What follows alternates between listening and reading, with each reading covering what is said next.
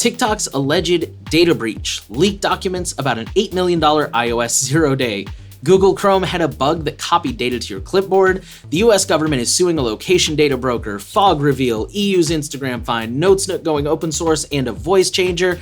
Welcome to Surveillance Report 102, where we are dedicated to keeping you private and secure with the latest news from the last 2 weeks. A lot has happened, and we're going to try to get you caught up today. Henry had something come up last minute, so he's unable to make it this week, but he's okay. He should be back next week.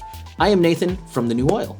As always, we want to remind you guys that if you get value out of Surveillance Report, if you like it and you want to see it keep going, we encourage you to help support us. One way to do that is through our Patreon. This is where you can give with fiat currency, and when you do, you get things in return, like you get access to the show notes, you get a sponsor-free segment that doesn't have this whole spiel, you get to ask a question in the Q&A that sometimes we will pick the ones that we find interesting and answer them at the end of the show. If you don't care about any of that and you just want to keep us going, the most privacy-respecting way is through Monero, and you can do that by using the QR code on the screen. We see all of your donations. They're all extremely helpful. Thank you guys so much for helping us keep going.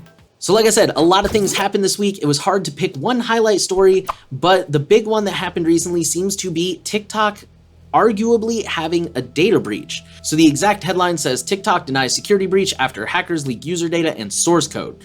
On September 2nd, a hacking group known as Against the West created a topic on a hacking forum claiming to have breached both TikTok and WeChat. The user shared screenshots of an alleged database belonging to the companies, which they say was accessed on an Alibaba cloud instance, I don't know if that counts as a shot or not, containing data for both TikTok and WeChat users. They claim that they have 2.05 billion records, which is about 790 gigabytes of data, containing user data, platform statistics, software code, cookies, authentication tokens, server info, and much more. Experts have confirmed that some of this data is legitimate, but they were unable to confirm where the data came from. TikTok and WeChat are owned by completely separate companies, so this also would have had to have been two independent data breaches. It's also very telling that this user, Against the West, was banned from the breached cybercrime forum for, quote, not properly investigating the breach, unquote. The admins didn't really elaborate on that, but it does make it sound very likely that the data was not necessarily from TikTok and WeChat. Having said that, if you are a user of either of these platforms, it is probably a good idea to change your passwords and make sure that you have two-factor enabled just to be safe. I actually found out that TikTok allows you to use simple login and voice over IP phone numbers, so that's good. I'm sure they're still collecting a ton of other data because it's a phone app and they can do that, but that's one little win. Of course, you could always just err on the side of caution and delete the apps altogether if you can. So that's the story right now. Be careful, change your passwords, all that fun stuff. And as always, if we hear anything, we'll keep you guys updated. With that, we'll get into our data breaches. A huge Chinese database of faces and vehicle license plates has spilled online. This comes from the tech company Xinai Electronics, contains over 800 million records, and is the second largest breach this year. The first largest also came from China a few months ago. They're not doing very well on the security front right now. This was likely exposed inadvertently by human error. The company builds access systems for controlling access for people and vehicles to workplaces, schools, construction sites, and parking garages across China. Its website touts its use of facial recognition for a range of purposes beyond just building access, including personnel management like payroll, monitoring employee attendance and performance, while its cloud-based vehicle license plate recognition system allows drivers to pay for parking in unattended garages that are managed by staff remotely. The database included links to high-resolution photos of faces, including construction workers entering building sites and office visitors checking in, and other personal information, such as the person's name, age, and sex, along with resident ID numbers, which are China's answer to national identity cards. The database also had records of vehicle license plates collected by Xinai cameras in parking garages, driveways, and other office entry points. So this was also exposed on an Alibaba-hosted server. And again, is this like the new AWS bucket? I don't know, you guys decide. At least one other person accessed it and had left a ransom note, but it's unclear if they actually stole or deleted any data, and chain analysis shows that no ransom has been paid yet. Russian streaming platform Start.ru has confirmed a data breach affecting 7.5 million users. This contained email addresses, phone numbers, and usernames. Financial information, bank card data, browsing history, and user passwords have not been impacted because those details are not present in the database. Start has fixed the vulnerability and is recommending changing passwords, but they're not enforcing it. Meanwhile, Nelnet Servicing has had a breach exposing the data of 2.5 million student loan accounts. This comes from the Oklahoma Student Loan Authority and Ed Financial. Nelnet was their tech services provider, so we unfortunately see this quite common where a managed service provider gets hit and that affects all of their clients. This includes full names, physical addresses, email addresses, phone numbers, and social security numbers. The letters notifying users about the data breach clarify that no financial account numbers or any form of payment information were exposed due to this incident. A law firm is investigating further, and both companies are offering a whopping 2 years of credit monitoring via Experian. Around here, we recommend freezing your credit instead of credit monitoring. It's free. It doesn't require you to hand over even more invasive information to these companies. It lasts forever. So yeah, freeze your credit if you haven't. Moving over to India, Akasa Air has exposed sensitive records of thousands of customers. This is a new airline service that launched in early August and exposed details because of a, quote, technical glitch affecting login and sign up. And they give more details in the article, but basically it involved the HTTP requests that were disclosing data when you did packet sniffing. This affected over 34,000 customers and included full names, genders, email addresses, and phone numbers. It has since been fixed, but only after TechCrunch got involved. They originally ignored the researcher who tried to report it, so they take your privacy and security very seriously. The IRS also has exposed confidential taxpayer data. This affected about 120,000 individuals, apparently leaked from the Form 99T, which has to do with retirement accounts and certain types of income that's earned within those accounts. Very specific stuff, but I mean, tax law, that's how it is. The data exposed included names, contact information, and financial information limited to the income on that form. It didn't include social security number, full income information, or, quote, other data that could affect a taxpayer's credit, unquote.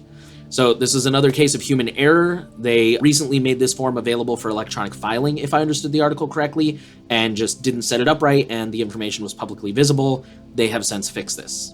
200,000 North Face accounts hacked in credential stuffing attack. So for those who don't know, a credential stuffing attack is when the threat actors use email addresses, usernames, passwords, things like that, and basically just kind of try them all to see what works on various websites. And they were successful on 200,000 North Face accounts. Thanks to that, they were able to access full names, purchase history, billing addresses, shipping address, phone number, account creation date, gender, and rewards records. This is the second incident like this with North Face. The first one happened in November of 2020, and this is why they say you should not reuse passwords. Don't reuse passwords, don't reuse usernames. Those people will probably be exposed to some phishing attempts and stuff like that. Samsung says that customer data was stolen in a July data breach. This includes name, contact, and demographic information, date of birth, and product registration information, which I think also includes device ID and stuff like that.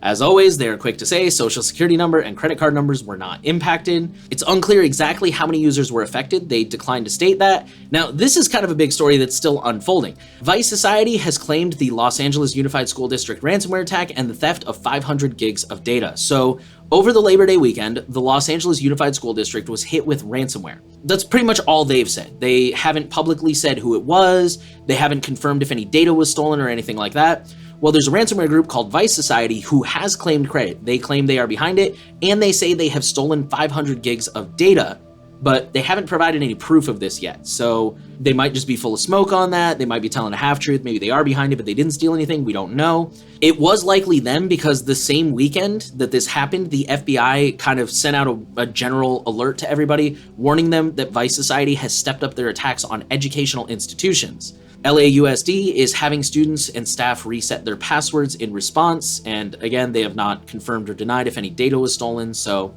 again, that's kind of a big story. It's still unfolding, and if we hear any more, we'll keep you guys updated. And on the topic of updates, our last data breach, Okta one-time MFA passcodes exposed in Twilio cyber attack. The Twilio hack is just the gift that keeps on giving, man. We keep having more stories out of that. Attackers were able to intercept SMS2FA codes for Okta, the identity management service. Quoting the article here, this kind of lends credence to Henry's idea that this was a very targeted attack. It says, the threat actors searched for the 38 Okta-related phone numbers using Twilio's administrative portals, which showed the most recent 50 messages delivered through Okta's Twilio account. They went out specifically searching for people. And this is just a reminder why we don't like SMS two-factor. If you have no other option, pretty sure Henry would agree with me on this, maybe not. If you have no other option, I think it's better than nothing. But if you have any better options, TOTP, hardware token, even email, because your email is ideally should be locked behind two-factor as well. SMS is just so horribly vulnerable to so many different kinds of attacks like this. So we do recommend two-factor, but we recommend using something better than SMS. Okay, that'll take us into the companies, and we're going to start off with a pretty big story. The headline says surveillance firms leak docs show the purchase of an $8 million iOS RCE zero-day exploit. RCE means remote code execution. So this comes from Intellexa, which is another Israeli surveillance company, kind of like the NSO. And lest you think they're just coming out of Israel, we're going to talk about that a little bit later, so hold on to that. Quoting the article, the leaked documentation demonstrates that the company offers services for remote data extraction from Android and iOS devices. The offer includes remote one-click browser-based exploits that allow threat actors to compromise both Android and iOS mobile devices. Threat actors could use these exploits by tricking targets into clicking on a link. The exploits should work against Android 12 update and iOS 15.4.1. This information is important because Apple released 15.4.1 in March, which means that the offer is recent. At this time, it is not possible to determine if the vulnerabilities in the offered exploits have been addressed by Apple. In other words, number one, this is a one-click exploit. It's not quite as bad as Pegasus, where it just installs itself without you doing anything. You do have to be tricked into clicking the link. They say browser-based, so I'm not sure if this is one of those, like, restarting your phone will get rid of it. I apologize for not making a note of that. If anybody knows more, feel free to let us know in the comments. And finally, like they said, Apple might have addressed this. We don't know for sure. It is very recent, and yeah, this particular exploit cost $8 million, so taxpayer money well spent, man. I'm being sarcastic, by the way. As with every other story, if we learn anything more about this, we'll definitely keep you guys updated. With that, we'll move on to Google, who has launched an open source bug bounty program aimed at clamping down on supply chain attacks. This program will pay researchers who find security flaws in Google's open source software or also in the dependencies. They'll pay anywhere from $101 to $31,337, which is weirdly specific numbers, for information about bugs in projects like Angular, Golang, and Fuchsia, or for vulnerabilities in the third-party dependencies that are included in these projects' code bases.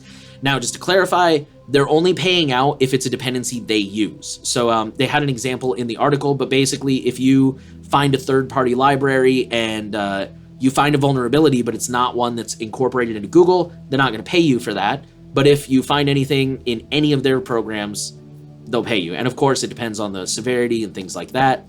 But yeah, good on them for trying to... I know they're doing it for selfish reasons because they're trying to secure their own product, but still, it's one of those things that I think helps everybody. So good on them for that. Speaking of giving positive credit to where it is due, Apple backports a fix for an actively exploited iOS zero-day to older iPhones. Apple has released a new security update to backport patches released earlier this month to older iPhones and iPads, addressing a remotely exploitable WebKit zero-day that allows attackers to execute arbitrary code on unpatched devices.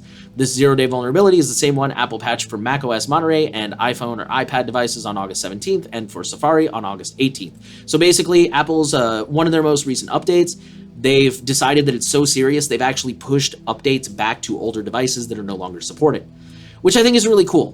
Believe it or not every Apple user is the kind of person who's like, oh, I gotta, the iPhone 13.1 was just announced. Let me throw out my iPhone 13 and go buy the new one. Not all of them are like that. It is really cool that they acknowledge that, hey, this is serious enough. We're gonna go ahead and push this update to older devices. So good on you, Apple. Trust me, we still have plenty of complaints with them, but again, giving credit where credit's due. And speaking of Apple, just a real quick one, iOS 16 will be available on September 12th. So if you're like me and you are very impatiently awaiting lockdown mode and you're like, bro, come on. Well, by the time you're watching this, most of you, it will be available. So, yeah, that should be the day after this comes out. It also looks like they are changing their device support. Older devices will no longer be supported. This update will only apply to the iPhone 8 and later, and the 2nd gen or later SEs. Let's talk about Facebook. We have good news. The Facebook button is disappearing from websites as consumers demand better privacy. So this includes sites like Dell, Best Buy, Ford, Pottery Barn, Nike, Patagonia, Match, and Twitch.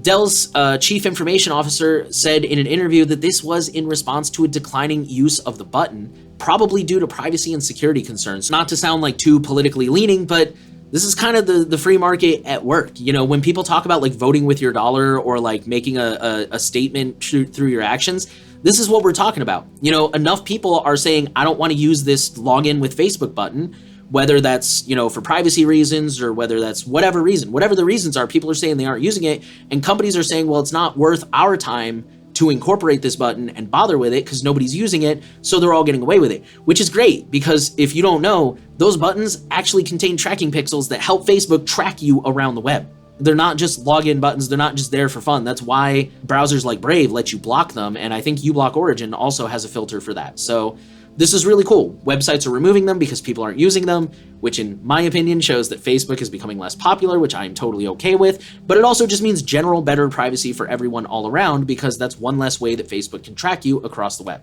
There's other ways, there's other websites, but it's a start, so I think that's really cool. Now on to a less cool story. Intel has created an AI that detects student emotions. They're calling it Class, and the software, quote, runs on top of Zoom, so I'm assuming it can only be used in online schooling that uses Zoom. And Intel claims that it can detect if students are bored, confused, or distracted by assessing facial expressions and interactions with the educational content. So needless to say, we are not fans of this. We're more so sharing this because we do news. We're trying to keep you guys updated on developing stories and things that are out there, and this is a new thing. I guess it's not really surprising considering a lot of the stories we've covered in the past, but just trying to let you guys know this thing is out there. Beware of it. If you're a parent, definitely beware of it. If you're currently in school, find out if your school is using it and try to fight back if you can. Telegram is asking German users when to share information with law enforcement. So this is a Hacker News post that comes from a Telegram user in Germany who translated and shared this. They said it was posted, I think it was posted in like Telegram's official German channel or something like that. Telegram is apparently asking users basically what they should do going forward. So there's three options. Currently, the current privacy policy says Telegram will share IP addresses and phone numbers of terror suspects based on court decisions. The other two options that they are tossing around and they want votes on are Option 2, on request by German police authorities, Telegram may disclose IP addresses and phone numbers of suspects of serious crimes, even if it is not supported by a court decision. And Option 3, under no circumstances may Telegram share user information, including IP addresses and phone numbers of terror suspects, unquote. This is kind of a red flag, but if you're a German Telegram user, you should definitely go find the channel where this was shared and cast your vote.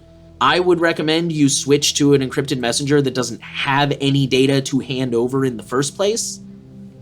Our next story comes from AdGuard, where it says AdGuard publishes the world's first ad blocker built on Manifest v3.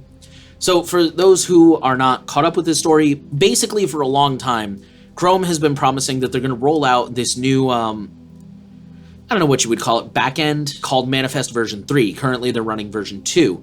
And I think this is part of the whole like privacy sandbox thing that Chrome has been promising. Chrome is arguing this will offer better privacy for users. The problem is it will also break a lot of ad blockers, and a lot of the time that's been sensationalized as people saying like, oh, ad blocking is not going to work in Chrome. This article shows that's not entirely true. It will work, but there are a lot of limitations, and AdGuard goes through a lot of them in this article. This got a little bit technical. I didn't quite understand all of it, but if I understood it correctly, the main limitation seems to revolve around rule limits.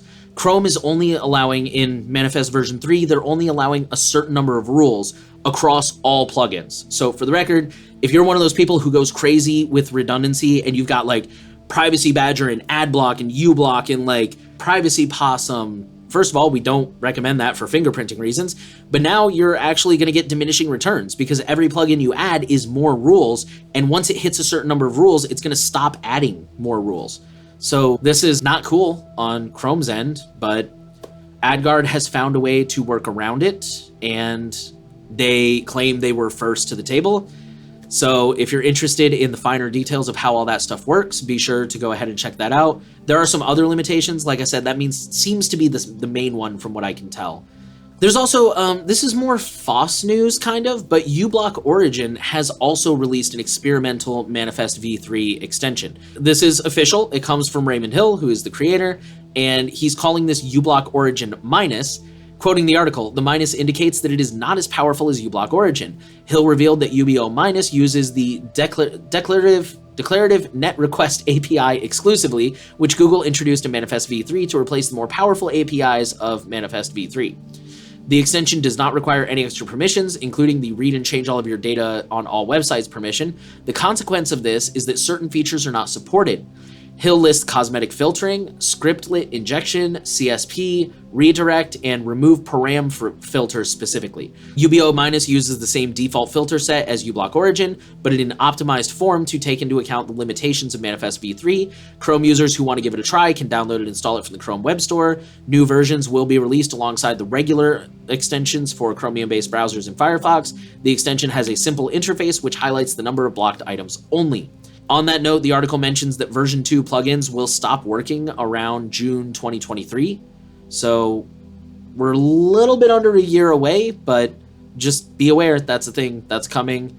Fortunately, it looks like some people are already trying to adjust. I'm sure Brave will not be far behind. And yeah, we'll just keep you guys updated. That is a big thing coming up on the horizon, and we'll let you know more as we learn more. Our final company story comes from Kagi, who has passed an independent security audit. Kagi, for those who don't know, is an up-and-coming aspiring search engine, as well as a web browser for Mac and iOS that claims not to track you. Personally, I've tried the search engine. As a search engine, it's fine. I don't have any issues with it. I have not tried the web browser. I think it's called Orion or something like that. Anyways, this applies to the search engine. They have passed a security audit from Illumint that gave them a, quote, highly secure rating with no findings of material significance, unquote. So for the record, that's just their security. They have not been audited for any of their other practices that I'm aware of. And I don't think this applied to the web browser, but it's a plus. They've got good security and good for them. And for those who are curious, I think Kagi uses their own index. I don't think they're like a meta search engine like DuckDuckGo is just a proxy for Bing and Startpage is just a proxy for Google and stuff like that. I think they have their own actual index. So if you're still on the market for a good search engine, that could be one worth looking into. I've heard good things about it from people I trust. With that, we'll move into research. We're going to start off with an 8-year study that found 24,931 WordPress sites using malicious plugins. Since 2012, researchers in the Georgia Tech Cyber Forensics Innovation Laboratory have uncovered 47,337 malicious plugins across 24,931 unique WordPress websites. The findings also indicated that 94% of the plugins are still actively infected. The lead researcher noted that attackers do not try very hard to hide their tracks and often rightly assume that the website owners will not find them. Website owners can purge malicious plugins entirely from their websites and reinstall a malware-free version that has been scanned for vulnerabilities. So, remember to be cautious. Use as much defense as you are able to put up with in terms of like if you can block JavaScript, feel free. I know that's not feasible for everyone, but yeah, the web is a dangerous place. A lot of it seems to come from WordPress. We cover a lot of WordPress vulnerabilities around here. Just be on your guard, guys. On that note, Google Chrome had a bug that let sites write to the clipboard without asking. So this showed up in version 104. The article points out, for those of you who are like, who cares if it writes to my clipboard, this could be used, for example, to overwrite a crypto address. And if you're trying to send somebody cryptocurrency, you might accidentally send it to a cyber criminal. So there are malicious uses of this. Developer Jeff Johnson confirmed that many browsers are actually capable of doing this, which is really scary. Thankfully, none of them can read your clipboard. That is a functionality that web developers seem to have taken into account, but not the other way around. It's also worth noting that not all browsers were affected. So sometimes when there's a Chrome bug, at least for me, it's a little unclear if it only affects Chrome or if it affects all Chromium-based browsers. But for example, Brave is one of the browsers that they listed as not affected by this. I'm not sure if the bug has been patched at this time. I haven't heard any updates on that. Just one more reason not to use Chrome. Our next story, over 1,000 iOS apps found exposed hard-coded AWS credentials. So this comes from researchers at Symantec, who also found 37 Android apps doing this. So iOS is not the only one, but they certainly seem to be the worst offender. 77% of the credentials they found were still valid and could be abused to access live servers with data in them. Not just production servers or test servers, like in-use live servers. In 3 specific cases, the researchers called the potential consequences, quote, catastrophic. Yeah, not good. Again, be careful what apps you download. Don't download them unless you actually need them, because you're giving them a lot of permissions and you're trusting them to secure their data, which sometimes they don't do. On that note, our next research article, I'm sorry, it's all like depressing research today. Our next article says over 80% of the top websites leak user searches to advertisers. So this affects websites that have embedded search bars on the site. I'm guessing like the kind where you can type in a search for other content on the website. The search terms are most often leaked via a referrer header, URL, or payload, but there are other methods that they can be leaked. The defense here is to use an actual search engine. If you're trying to search the site, it might be better to actually go to like Brave or your search engine of choice and search for like that site article. I know Google, I think most other search engines have adopted this. Google has an option where you can type like site colon the site name and then like keywords. So you could go to, like, if you're looking for a news article, you could go like site Reuters.com, I don't know, California privacy law or something. So that's one possible solution to get around this to help prevent leaking some of that stuff. Okay, and our last research story is some good news. Researchers have published post-quantum upgrade to Signal protocol. So this comes from a company called PQ Shield, and they have created a proof of concept of how Signal can add post-quantum cryptography to their protocol to improve it and help protect it from quantum attacks as we move forward. They have offered to, quote, license this to Signal for free. The article didn't really go into depth on what that means. Like, would this be free in perpetuity? Would this be like a one-time, we're giving it to you for free? Would there be terms with this licensing? I don't know. That's kind of a weird choice of words. My takeaway here is that people are looking at ways to improve Signal moving into the future and make it resistant to quantum attacks, quantum computing, which is awesome because I know we've mentioned it in the past. That's a real big concern for a lot of people as we move into the future. And it's really good to see companies starting to take this seriously and try to be proactive about it. But for now, it's time for politics. And we're going to start off with a sweeping children's online safety bill that was passed in California. The California bill would require online services for general audiences to proactively design their products and features to protect child users. In practice, that means apps and sites must analyze and mitigate the risks that services may pose to minors, like exposing them to explicit content or manipulative techniques to prod them to spend hours on end online. The legislation also requires online services to turn on the highest privacy settings by default for minors, and it prohibits online platforms from collecting children's precise location without providing an obvious sign to the child while their whereabouts are being tracked. And this takes effect in 2024. Civil liberties experts raise concerns about consumer privacy. In particular, they warn that the requirement for general audience sites to provide greater protections for children would lead to unintended consequences for adults. Such a system would likely lead platforms to set up elaborate age verification systems for everyone, meaning that all users would have to submit personal data and submit to more corporate surveillance. And this comes from the Electronic Frontier Foundation back in April. Our next story was kind of a big one. It says the US government is suing Kochava for selling sensitive geolocation data. The FTC announced that it has filed a lawsuit against Idaho-based data broker Kochava for selling sensitive and precise geolocation data within meters collected from hundreds of millions of mobile devices. Kochava is one of those companies that collects location data and sells it to pretty much anyone who's willing to pay the subscription fee. Clients could use this data to identify and keep track of mobile users' movements to and from various locations, such as reproductive health, mental care, and addiction recovery facilities, or shelters for domestic violence survivors, or homeless shelters. The data broker also claimed that the location data feed delivers raw latitude and longitudinal data with volumes around 94 billion plus transactions per month, 125 million monthly active users, and 35 million daily active users, on average observing more than 90 daily transactions per device. So in other words, they're collecting a crap ton of data points. The FTC alleges that by selling data tracking people, Kochava is enabling others to identify individuals and exposing them to threats of stigma, stalking, discrimination, job loss, and even physical violence. In fact, the data broker has touted identifying households as one of the possible uses of its data in some marketing materials. We'll see what comes out of it. They are, of course, fighting this. Kochava is. We'll let you know if we hear anything. Keep in mind, these lawsuits often take years to resolve, so we may not hear anything for a while. But as Henry would say, stay subscribed, and we'll let you know as soon as we hear something. This one comes from the EFF. It says, Inside Fog Data Science, the secret of companies selling mass surveillance to local police. So this article is part of an entire series that we totally recommend reading because there's a lot going on here. Fog Data Science collects, quote, near real-time location data from apps on both Android and iOS, claiming it has, quote, billions of data points on more than 250 million devices and can learn where subjects work, live, and, quote again, associate, whatever that means. Their web platform allows customers to access detailed histories at least as far back as June 2017. EFF has found that Fog Data Science has had past or current contracts with at least 18 local, state, and federal law enforcement agencies, and several other agencies have taken advantage of their free trials. The article goes on to describe what we know, like, for example, they can do area searches where the police can just draw a shape on the map and pick their time range and say, show me all the devices, or they can do device searches, which is, where they pick a device and say, show me the location history.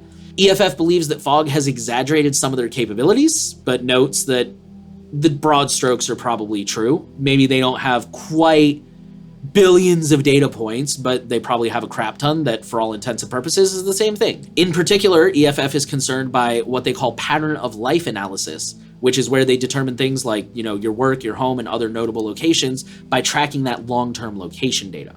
EFF also believes that they are acquiring this data by buying it from other location collecting SDKs like the ones we've covered on this show before. There's all kinds of concerns there. Again, it's a whole series of articles. It's a long read, but it's very much worth it, and we recommend it.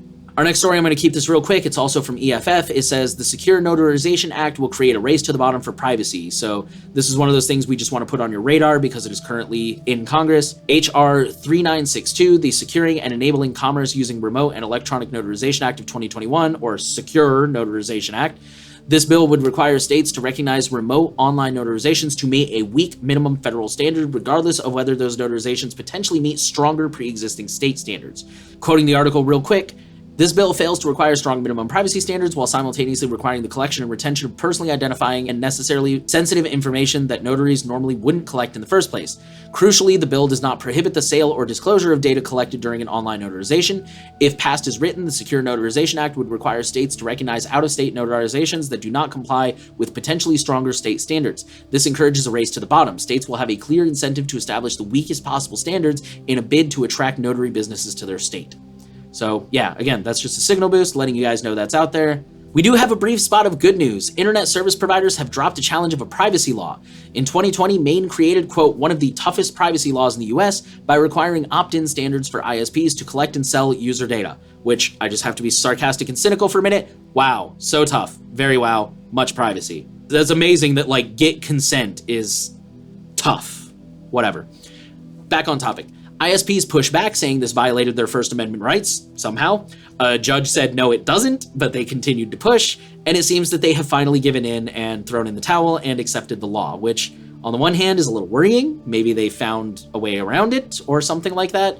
On the other hand, maybe they just gave up and said, we've got better things to worry about. So either way, the law stands, and they've thrown in the towel, and I think that's good news. The next article, we're moving to Europe, and this one's a little bit lengthy. It says, revealing Europe's NSO. I'm going to quote the article here. An Italian surveillance company is tracking people all over the world on a grand scale on behalf of its clients, including in countries with a recent history of corruption and human rights abuses. Its powerful spyware was recently found in Kazakhstan and Romania. Side note, this is actually the Hermit spyware that we briefly talked about a couple months ago. Europe's parliamentarians voiced growing concern about an out-of-control surveillance industry and call for it to be regulated. Confidential data seen by Lighthouse Reports, who posted this article, shows that a little-known company based in Rome called Techlore, or Techlore, I don't know, has been using dozens of phone networks, often on remote Pacific islands, to send tens of thousands of secret tracking packets around the world, targeting people in countries including Libya, Nicaragua, Malaysia, Costa Rica, Iraq, Mali, Greece, and Portugal, as well as in Italy itself. We'll talk about Greece in a minute. It's doing this by exploiting long-standing but frequently unfixed vulnerabilities in global phone networks, which make it possible for third parties to see phone users' locations and potentially intercept their calls without any recording of compromise being left on their devices. Big yikes. I don't really have anything else to say to that. Big yikes. Again, if you want to learn more, there's more in the article there. This is just a reminder. We talked about Intellixa, whatever, earlier. Now we're talking about Techlore. NSO is not the only one, guys. They're the most prominent, but they are far from the only one, and it's really concerning. Quick piece of good news, Instagram has been fined 405 million euros in the EU over children's privacy. The complaint focused on the platform's processing of children's data for business accounts and on a user registration system it operated, which the Data Protection Committee, I think, DPC, found could lead to the accounts of child users being set to public by default unless the user changed the account settings to private, unquote. So basically, in the EU, for those of us who don't know, GDPR requires that all children's accounts, all minors, be set to private by default, and they are alleging that Instagram did not do their due diligence to ensure that that was happening. I know I've said this before, so I've heard it from an expert that these fines do actually hurt these companies, that we tend to look at them and go, $400 million, whatever, that's nothing. But apparently they do sit up and say, well, we'd rather have that $400 million in our pockets. Even if I'm wrong, or even if that person was wrong and that's not true, you kind of got to wonder how much this is starting to add up. This is Instagram's fifth fine this year alone, something like that. I'd assume that after a while, it just kind of starts to add up and it does actually put a dent in their pockets. So I'm all in favor of this. Bring on more of them. I think this is great. Okay, let's move to Greece like I promised. Thank you to the reader who alerted me to this story because I have not seen this in any of my news feeds. Greece wiretap and spyware claims circle around PM Mitsotakis. So this seems like it's a pretty big story in Greece. This is a story that has been going on for months. This article is kind of a TLDR, so I might be missing some things. But from what I can gather, this is a full-blown scandal. The article, I think they says they're calling it like the Greek Watergate or something like that. It started with a single journalist who suspected that he had been hacked. He noticed his devices were acting kind of strange, so he reported it and investigated it, like reported it to the proper authorities and did his own investigation. And from there, it has just kind of snowballed into exposing that Greece has been engaged in mass surveillance using spyware. Like they cite Predator, which is very similar to Pegasus. It's just a different product. So they're using these spyware tools to spy on journalists and political opponents, all the way up to like the national level. Again, this is like just the TLDR. This story has been unfolding for months. The article provides a more detailed breakdown of the timeline and how it all unfolded. Very much worth a full read and a very interesting story that I'm going to try my best to keep an eye on. For some reason, a lot of news from Greece just does not come across my RSS feed. But again, thank you to the person who alerted me to this, and I will try to keep an eye on this in the future and update you guys if we hear anything more, because yeah, it sounds like their prime minister is facing a scandal about being very liberal with his use of spyware technology. Okay, and our last political story comes out of Delhi, India, where the court has ordered Telegram to disclose personal details of pirating users. So far, Telegram has resisted, and really, that's kind of it. According to the article, Telegram does actually have a history of cracking down on piracy when they're made aware of it. So if you tell Telegram, like, hey, this person's violating copyright and they're pirating material and they're spreading it through your platform, they'll go ahead and shut down the channel. They might even like kick the user. But Delhi wants to go further, and they're like, no, we want you to turn over names so that we can actually prosecute this individual. Anyways, that's happening. So yeah. Okay, with that, we'll move into free and open source news. And we're going to start off talking about Debian. Debian has begun a general resolution to decide what to do with non-free firmware. So currently, by default, Debian does not load non-free firmware on their systems, even when it means that no working hardware support will exist without those elements. Not loading the non-free firmware can also mean missing out on security updates or addressing usability issues. Earlier this year, there was a discussion about Debian changing its closed source stance, and now it is moving forward into the general resolution process. My personal opinion, I really admire that Debian tried to be totally free, and I'm really sad that the FOSS world cannot keep up, and they're being forced to consider this route. On that note, Debian is replacing Google with DuckDuckGo as the default search engine for Chromium. While Firefox is still the default web browser in Debian, you can find the Chromium browser in the repositories. Earlier, Chromium used Google as the default engine. However, Debian is now going to switch to DuckDuckGo. This is the result of a bug report, quote unquote bug. It was really just a suggestion that was submitted 2 years ago. So that took quite a while, and it will roll out in version 104. So that, well, by the time this is coming out, maybe that's already out to the stable channels, but if not, it should be coming soon. Might take a while. NotesNook is going open source. Now, I'm going to be honest, I've never heard of this app before. But when this news came out, I saw an explosion of people talking about it, like, oh my god, I love this program, I'm so happy, it's so good, blah, blah, blah. So if you are in the market for a good note-taking app, and you're also preferring something that's open source, this is now one to consider. This is also a good time to remind everyone that open source does not automatically mean secure or private. However, the developer seems to have a lot of respect for open source and the trust that it instills, so in this particular case, I think this is only going to be good, and especially since they already seem to have such a big fan base, I think they're going to see a lot of improvements as people look at the code and suggest improvements. Hopefully they'll take those to heart and implement them. Okay, with that, let's jump into another big story this week. Signal has announced a new president. Moxie Marlinspike stepped down, earlier this year, I think?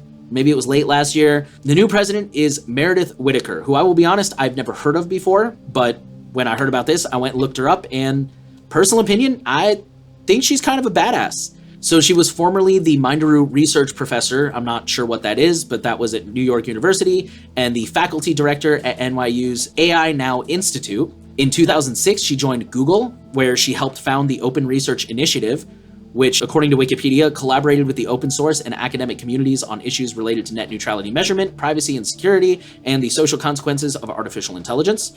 She organized the walkout in 2018 over sexism at Google and their surveillance practices. She's written for the ACLU. She spoke at the 2018 World Summit on AI and co-founded MLab, which is, quote, the world's largest source of open data on internet performance.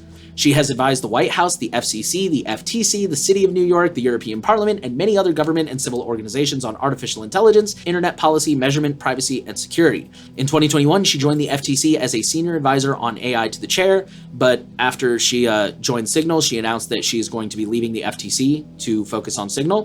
One of her first acts this week was to say that they hope to have usernames rolled out by early 2023. That's a big promise. I know that's something everyone's been screaming for years, us at Surveillance Report included. So if she actually delivers on that, that'll be a huge point in her favor. I'm very hopeful, and we'll see what happens. Maybe I'll eat those words. I'll admit that. Time will tell. But so far, this seems really promising. Okay, and then just a couple of quick stories to round out FOSS. Number one, Wine 7.16 has arrived 2 days late, but brought game enhancements. There's a lot of technical fixes, but there's also fixes for the games Saints Row, Metal Gear Solid 5, Ragnarok Online, and Star Citizen. Finally, Matrix has released some security updates that apply to certain clients. So just basically your reminder, keep things updated. If you use Matrix, check for updates on your client. Don't get caught by those. As Carrie Parker would say, don't get caught with your drawbridge down. That'll take us into Misfits. Lessons learned from a stolen laptop. So this came from Reddit. OP had their laptop stolen by a coworker that they trusted, and they talk about, how they got into that situation, how they found out about it, the steps they took, and additional compromises. So this is one of those articles. I'm going to let you guys read it, but it's one of those things that we're sharing because in my opinion, there were no super huge red flags where you just read it and you're just like, oh my God, this idiot, why would you do that? It's one of those things that I think most of us could easily find ourselves in that situation. So I think it's a good idea to read this story and think about it for yourself and like, what would I do? How would I defend, plan against it, that kind of thing. All right, our next story is an update. The headline says, ransomware gang accessed water supplier's control system. We covered this story a few weeks ago. We talked about how the Clop ransomware gang stole data from the South Staffordshire Waterworks Company in England. Well, it turns out they also had access to their industrial control systems, meaning that they could have impacted water treatment or flow and potentially impacted a lot of people. This is your reminder that everything is digital nowadays. We're talking about affecting water for entire cities and countries. And I mean, I'm sure we don't have to drill the point home to you guys, but yeah, like this stuff is getting really heavily intertwined, and cybersecurity it's not like just a personal nerd thing anymore. It's like a national security thing that we all have to push for good standards from our leaders. So our next story. So this is a newish article, but I have a feeling it might get a lot of attention. This says, with I'm not sure how that's pronounced, Recast, you can change your voice as easily as your clothing. So this is a new AI tool that can alter up to 20 seconds of your voice into different styles. Right now, they offer fun things like anime characters, deep male narrators, ASMR whispers, but it could, translation will, be abused in the future. And that's something the article points out, something we need to be concerned about. I saw Henry's tweet when he saw this. He's like, this is great for podcasters who want to stay anonymous and like not give up personal information. And he's right. And I've said this before, technology, in my opinion, is a double-edged sword. It has positive good uses and it also has really bad ones. So this does have really good uses, but also the potential for abuse is there. Okay, then we got two more stories, and they're going to be fun ones to end on. So the first one, someone hacked the largest taxi service in Russia and ordered all available taxis to the same location. According to Twitter, user at RU News, someone hacked the largest taxi service in Russia, Yandex Taxi, which for the record, I didn't know Yandex had taxis, that's wild, and ordered all available taxis to an address on, I'm not even going to try that. The tweet included a video showing the traffic jam that this caused in the middle of Moscow. It is not known who was behind the attack. Probably not good for people who legitimately needed a taxi, but pretty funny. And the last one says, Walmart lists a 30 terabyte portable solid state drive for $39. It is, naturally, a scam. I've never heard of this. Apparently some people have heard of this kind of thing happening, but quoting the article, on the inside, this solid state drive looks like two small capacity micro SD cards hot glued to a USB 2.0 capable board. This board's firmware has been modified so that each of these cards reports its capacity as 15 terabytes to the OS for a total of 30 terabytes, even though the actual capacity of the cards is much lower. It preserves the directory structure of whatever you're copying, but when it's copying your data, it just keeps writing and rewriting over the tiny micro SD cards. Everything will look fine until you go to access a file, only to find that the data isn't there. So this is your reminder, if something sounds too good to be true, it usually is. With that, we will move into our Q&A section, and we only had one question this week. This came from Grogich, who says, do you have any suggestions for photo management applications, thinking primarily of software to computer like Linux, Windows, Mac OS, and not for smartphones? Unfortunately, I don't. I was able to get a hold of Henry before I started recording. He doesn't either. So what I'm going to say is, if any of you guys out there have any suggestions, go ahead and leave them in the comments. Grogich, just go ahead and check the comments. Maybe give it a couple days for the comments to filter in, but go ahead and check the comments and see what people suggest. And hopefully you'll get some good suggestions out of that. And that was it for this week. I know that was a lot. Thank you guys for hanging in there. We had the alleged TikTok data breach, which if we hear any more about that, we'll keep you updated. A ton of spyware news, not just the $8 million iOS one, but also we got Greece and Techlore in India, Google Chrome bugs that hopefully have been fixed, US government suing a location data broker, which is amazing. Lots of open source news, just lots of news all around this week. And hopefully it's been helpful to you guys and kept you a little bit more up to date on what's going on out there. As always, if we hear anything on any of these stories, we will try to keep you guys updated. Want to remind you guys that the best ways to support us are Patreon and Monero. Patreon is if you want to get a little something in return. Again, you can ask a Q&A question. We don't guarantee that we're going to answer all of them. We try to pick the ones that we think listeners will get the most out of, but you're welcome to ask anyways and shoot your shot. You also get ad-free segments, you get show notes, things like that. And then if you don't care about any of the perks and you just want to help us keep going, there's Monero, and we see all those donations. Monero is a privacy coin, so we don't know anything about any of you guys, but we see the donations and they help a lot. Thank you guys so much. Thank you all for listening to Surveillance Report. As always, the final thing we want to ask for you is to share the podcast around. Make sure that you're subscribed. Give us a rating if you're listening on a platform where that's an option. We are trying to reach as many people as possible with the message of privacy, and every little bit that you guys do helps. So thank you guys so much for listening, and we will see you next week.